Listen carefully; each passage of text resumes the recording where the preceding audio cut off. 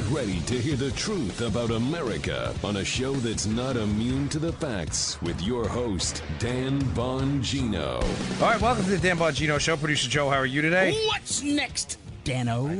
I know. What's next? The news cycle's so fast, you can't step away for 2 minutes. So let me get right to it because I've got a lot to get to today on Monday. Catch up for the weekend. We have been off, taking a break from the news cycle on the weekends, but the news cycle not taking a break from us. The attacks from the far left, not just on the right, that are trying to somehow pin this horrendous incident on Donald Trump, because that's what they do. I can't encourage you in strong enough terms to just ignore the media now, folks. Ignore them. Please ignore them. Ignore their false narratives. Ignore their gaslighting. Do not click on their material. Just stay away. Let them wither away on the vine with their conspiracy theory nonsense. Just get away from them. But we're seeing them now double down on actual insanity. We had Al Sharpton on MSNBC. Al Sharpton, one of the worst human beings on the planet. I was a cop in New York when this guy was involved in incidents that would trouble the man's soul, right? Mm-hmm. Any man's soul. Al Sharpton, who for some reason gets to speak out on these issues, some reason I can't quite figure out why. Sharpton has commented on the Turning Point USA summit at the White House with young black conservative leaders, a hugely successful event, Joe, where they had hundreds of young black conservative leaders at the White House. Now, I tweeted over the weekend, and I mean this, and I want everyone to listen here. Black, white, Asian, Hispanic, I don't care. I want everyone to hear this. That was an incredible moment. If you watch the video of it, you will see these excited young black men and women excited to be there in the White House with President Trump, a Republican president. And I tweeted out this weekend, it's Saturday morning, because I woke up in an incredible mood. I really was feeling the love when I saw that I just want everyone to hear this, that if you happen to be black, you will be welcomed in our movement lovingly, and I mean that word. I mean it every bit of that. With the word love, not like, not, we won't be happily, no, lovingly. I mean that word. And I put it in a tweet intentionally. Lovingly greeted into our movement, the conservative movement, because it's your movement. It is your movement. There are large swaths of black America who support defending life in the womb, who support liberty, who support freedom, who support school choice. You will be welcomed here with open arms. I am humbly begging you to please just give us a look. We are here for you if and when you are ready. If and when you are ready for a different choice. Maybe you, for some reason, Democrats have appealed to you in the past. I don't know. Maybe family ties to the Democrat Party. Maybe the fact that it's just been something in some of the inner cities. They've been in charge for so long. There's a certain comfort level. But you don't have to be comfortable anymore. You can be prosperous. And we are waiting. We are waiting for you. Here with open arms. You are welcome. Our house is your house. And with the White House is your house.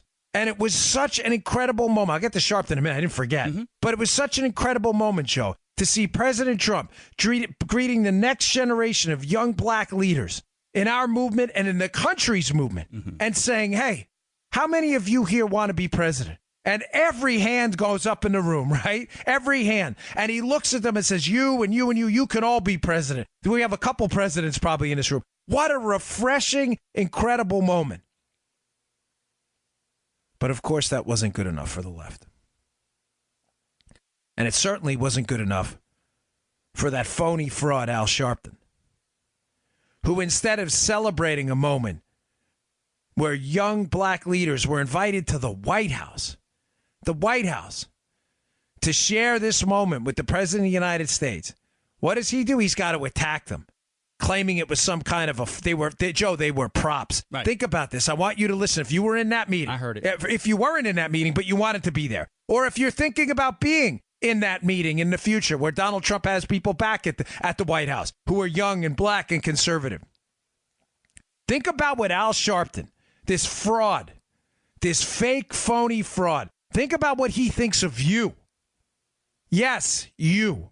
Young, independent-minded, strong, thick spine, backbone, character-heavy young black leaders, our next generation of leaders, with the cojones to stand up and think independently and say, no more for me. I am going to think independently outside of political boxes the left has put me in the past. He thinks you are a prop. Remember that. Don't forget that. And it's not that he thinks it's not so much, being candid here, it's not so much that he thinks you're a prop that's horrendous. It's the fact that MSNBC and others take him seriously. Yeah. The fact that he thinks you're a prop is bad enough. My point is that he's meaningless without a megaphone. And MSNBC provides it for him. He's one person with a dumb opinion. One person with zero credibility. The fact that other liberals take him seriously is the real horror here.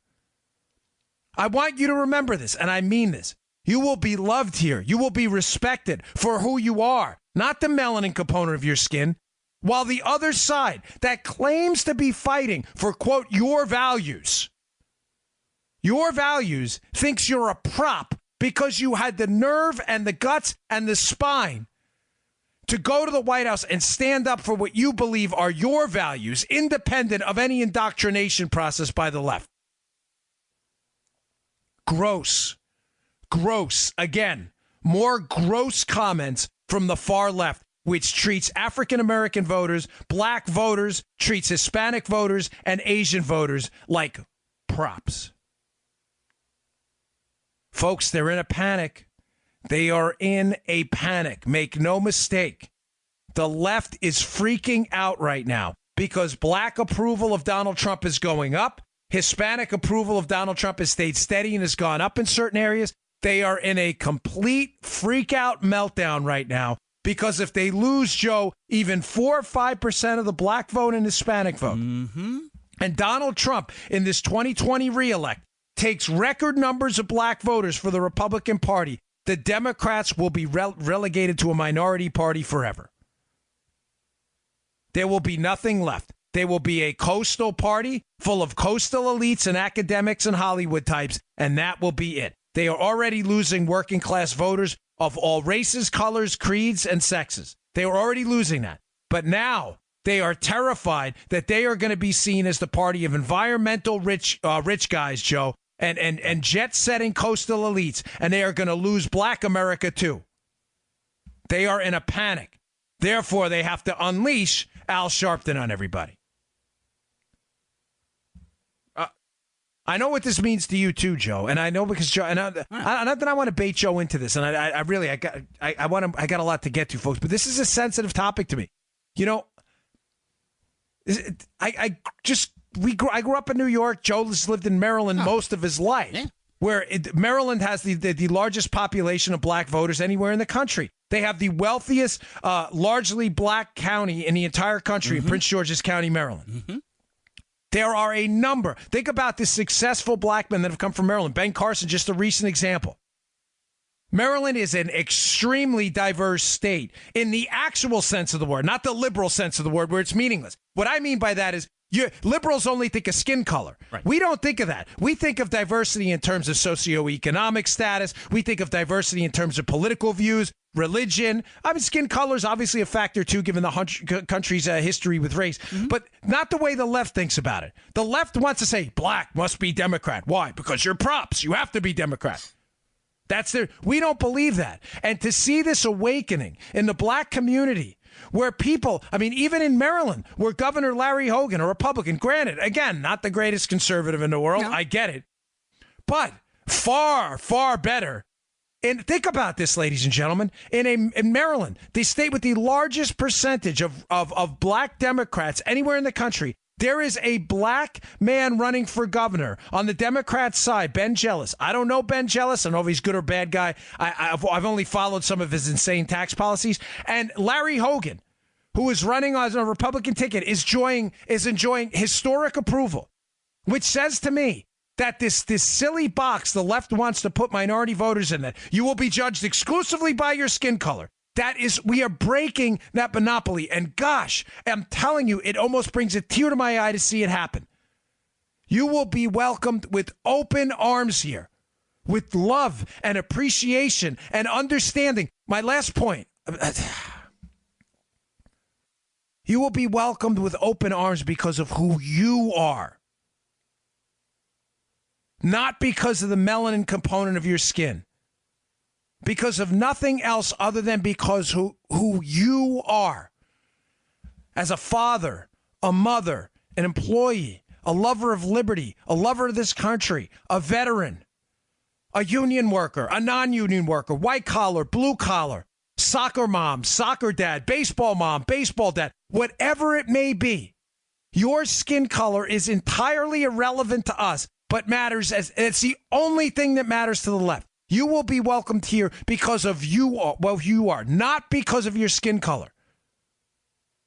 Because you are deeper than that, and you know it, and we know it. The left doesn't know that. All Al Sharpton says is if you have a elevated melanin component of your skin, and you are a black American, and you dare to show up at the White House, then you're too stupid to figure it out of yourself, and you're a prop. That's what he believes. Those are his words, and MSNBC loves every minute of it. What a shame. What a damn shame. Now you understand why, just to circle this back, while the America's entirely ignoring the far left at this point and their media allies, they have become totally irrelevant. They are so ignorant, they judge people entirely by some category or some box they decide to check. And when the strategy backfires on them, what do? They double down on trying to blame violence on Donald Trump to get you to hate him. Oh, he's a racist. There is zero evidence of that at all. Zero. Donald Trump must be anti-Semitic. He played into his rhetoric. But the guy was a Trump hater, you loons. Are you crazy? Donald Trump's daughter is Jewish. So is his son-in-law. Are you this dumb?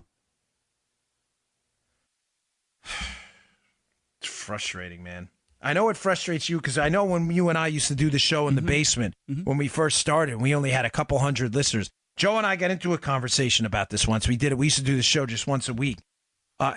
Joe was as frustrated as I was because the church Joe goes to happens to be very diverse. Yeah, well, that was the church before I moved. Yeah, very diverse. And Joe, and it wasn't like, it's just, Joe was commenting to me how nobody there, I remember this, nobody there thought of you, oh, look, there's a black congregant, there's a white, everybody's just like, I worship Jesus Christ and that's why I'm here. Bingo. Nobody cared. It reminded me of this event I went to. My friend Brandon Cooper is involved with an organization called 100 Black Men of Prince George's County. That's the name of the organization. Brandon happens to be black. He worked on my campaign. Again, a point only relevant to the left. I really couldn't give a rat's caboose about it, but to the left, that's everything, of course. Now, he happens to be an active Republican, and he brought me to this event one time. It was a long time ago, and I'll tell you one of the moments that sticks out in my head during the 3 political campaigns. A lot of stuff just kind of blends in, and you forget a lot. But one moment I'll never forget, Joe, is standing in this room with black leaders from across the county, some Democrat, some Republican. But everybody, it was a packed house, and it started the event show with the Pledge of Allegiance, and everybody sat there with their hands on their heart and pledged allegiance to the principles embodied in that flag. And it may seem like a small thing, folks, but I got to tell you, I sat there and I had a little tear rolling down my cheek because I thought to myself, if we could just get to this point where we all agreed on at least a common set of principles and we could argue the policies later, but that principles are, if we could argue just this one thing, Joe, just this one thing. And this one thing is, we're all in this together. Whether you like it or not, we are all in this together. So impugning other people's character as being racist, anti-Semites, with no evidence at all, as a political weapon like the left does with us, understand is a path to self-annihilation. The country has no future with that. That's why I said on Fox this weekend during the weekend appearance, and I meant every word of it, there will never be a come-together moment in America until the left abandons identity politics. I said it on my podcast on Friday, too. Never. Because as long as you refuse to accept the fact that we are all in this together, and you insist on painting half the country as like enemies of the state and enemies of morality, being the worst things possible, racist or misogynist or whatever you want to call them, there will never, ever be a come-together moment. And ladies and gentlemen, I'm getting tired of a lot of this stuff. I saw a comment. I'm not going to say who, but he comments for CNN on this morning. Oh, it's on both sides. No, it's not on both sides, folks. It is not. The people in the conservative movement who say insane, crazy things that are unquestionably racist, and it does happen once in a while, are shunned forever, Joe. Forever. Yeah, agreed.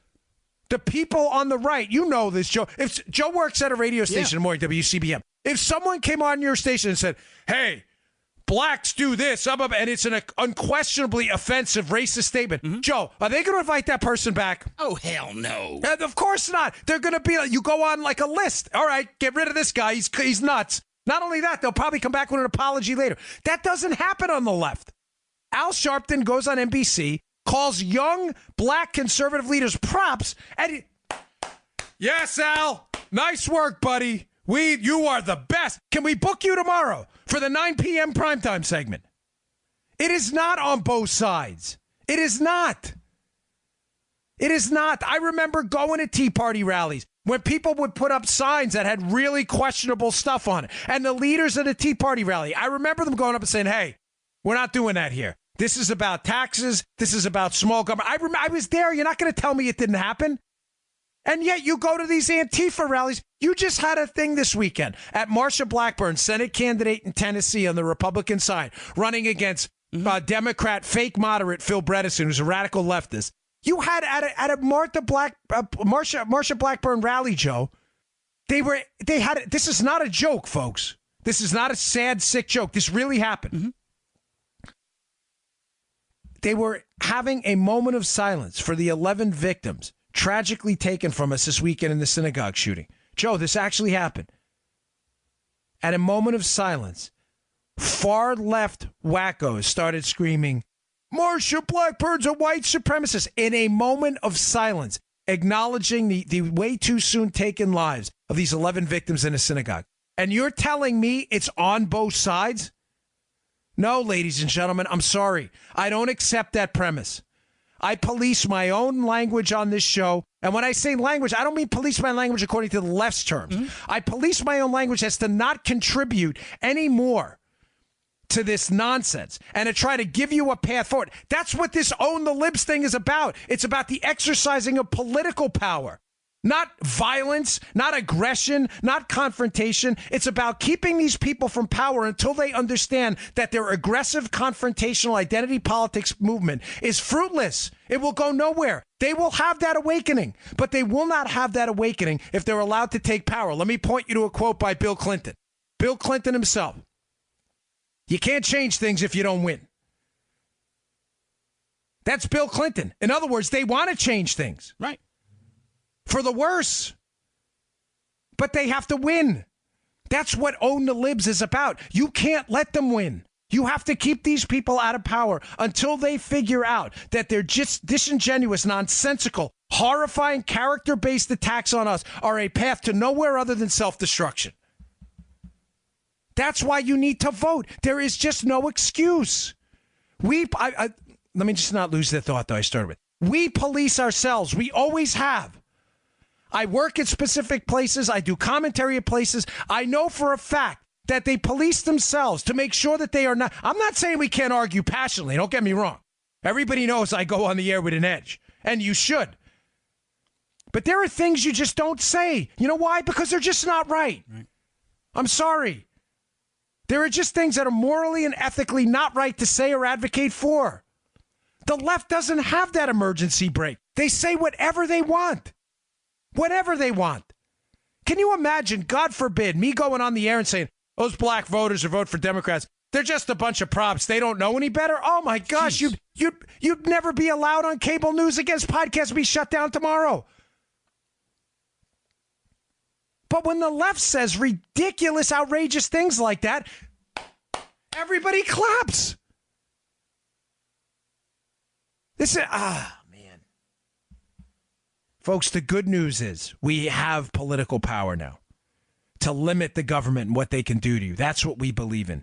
Big, robust, hardy individual rights. That's what we believe in. They believe in the state being able to exercise exercise power over you in a zero-sum game of freedom and liberty. We don't believe in that. The only thing you can do right now is exercise the one thing that can stop these people from enacting this vision they have of America.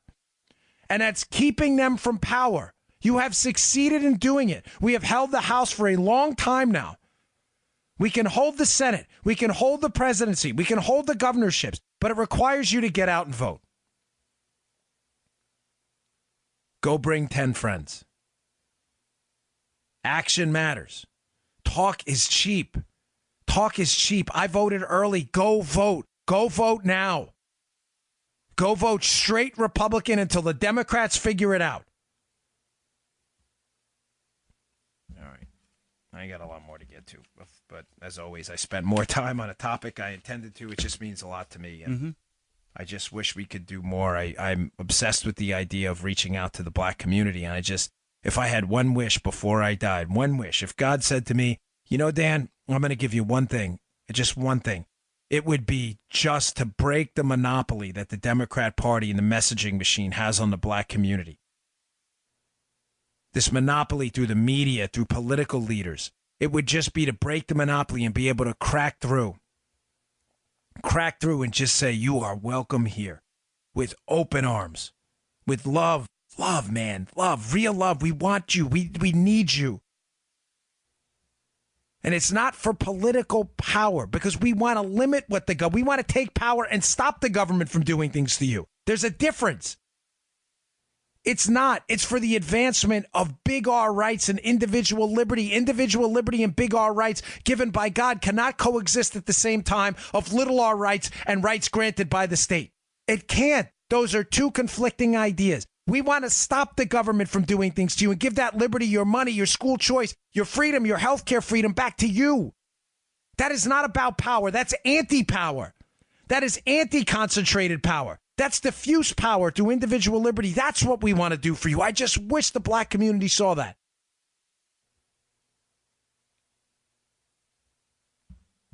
It's my one wish. I mean it.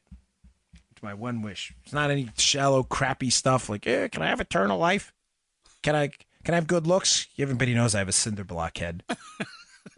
God, can you round my head off a little more? Well, can you unsquare my jaw? At least you admit it, you know. No, I do, brother. I'm self-deprecating. Although it's funny, I always get put on. I say this.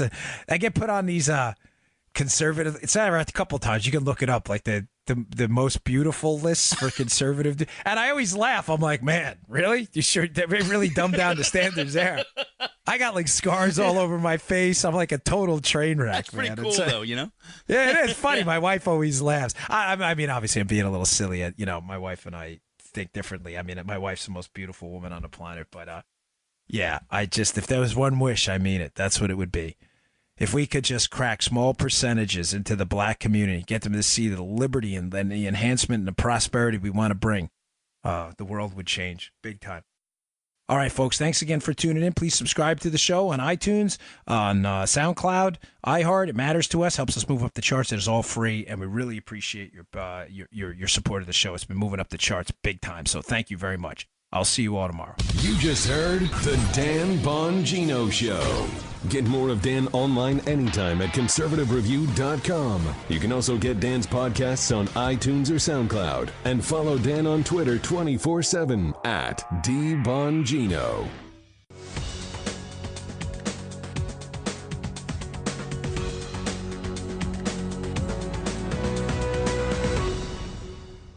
Halloween is coming, and you know what that means. Yes, it's time for leftists to start whining and moaning in their ceaseless attempt to squeeze every ounce of joy out of our harmless traditions until we're all miserable, after which they'll ask us to vote for them so they can make things even worse. So, happy Halloween. Now, with some holidays, it's easy for leftists to know what to ruin. Christmas, for instance, marks the incarnation on earth of a God who loves and forgives us and is celebrated with beautiful music, family gatherings, and the exchange of gifts. So there's just so much there for the left to crap all over. But Halloween is different because it deals with the darker elements of the spirit world, many of whom are currently running for Congress on the Democrat ticket. How can the left attack vampires when vampires suck the life out of everything and are therefore the natural mascots of socialism? How can they ban zombies when zombies are the living dead who devour people's brains, which describes the entire on-air staff of CNN? And how can they insult witches who are malevolent females who curse the innocent and therefore represent about 50% of the Democrat base? But after giving a lot of thought to what joyful aspect of Halloween they could destroy, leftists finally had a brainstorm and started picking on children's costumes. Leftists now want to dictate what costumes we can and can't wear. An American can't dress up as a terrorist, for instance, because that's appropriating Islamic culture. I'll pause for you to get that joke. Likewise, a white person can't dress up as a red Indian unless she's a Democrat senator hoping to run for president, and a man can't dress up as a woman unless he really, really means it. Now, this raises an important question. Who the hell cares what these chuckleheads think of our costumes? The next time some leftist tells you what you're allowed to wear on Halloween, why not just respond with 3 simple words? And no, I don't mean trick or treat. Trigger warning, I'm Andrew Klavan, and this is The Andrew Klavan Show.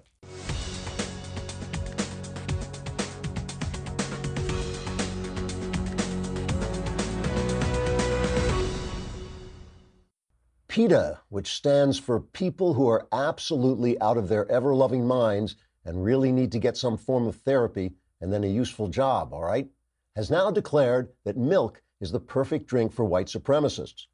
Yes, the same organization that fought the noble fight to get the pictures of animals on the boxes of animal crackers freed from the pictures of circus cages has now turned its attention to the evil practice of drinking the milk of cows instead of letting the cows sell their own milk so they can afford to buy masks and dress up as human beings and escape into the wild. Something like that. I actually have no idea what these people want. They're obviously nuts. But here is a real, not made up quote from an article on PETA's website entitled, "Why Cow's Milk is the Perfect Drink for Supremacists." Quote, "As when Christoph Waltz's character in Inglourious Bastards drinks a glass of milk and a character in a pivotal scene of Get Out sips the cow secretion, dairy milk has long been embraced as a symbol of white supremacy," unquote. We at the Daily Wire called PETA to ask what that blitheringly ungrammatical sentence could possibly mean, and whether they realized they had just cited 2 recent fictional stories as evidence of something that doesn't exist, and whether they understood they were as loony as drugged baboons. PETA spokeswoman Napoleon Bonaparte, well, she said she was Napoleon Bonaparte, responded, quote, "The blithering ungrammatical nature of the sentence is our way of symbolizing that we are bat crap crazy. Now excuse me while I conquer Europe," unquote. She then put on her Napoleon hat and rode away on a broomstick, which she pretended was a horse. The PETA article goes on to claim that milk cows are kept alive under terrible circumstances that prevent them from serving mankind as tasty hamburgers. I think that's what the article said. I didn't really understand it. Who could? Trigger warning, I'm Andrew Klavan, and this is The Andrew Klavan Show.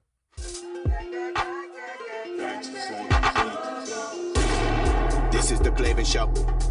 Hunkity dunkity. This is The Klavan Show. Tickety boo. This is The Klavan Show. Birds they be singing, yo. Also be winging, yo. No ease in Klavan, though. This is The Klavan Show. Tickety boo. Hunkity dunkity. Tickety boo. Hunkity dunkity. All right. We are nothing if not up to date. Never say that this is a show is behind the times.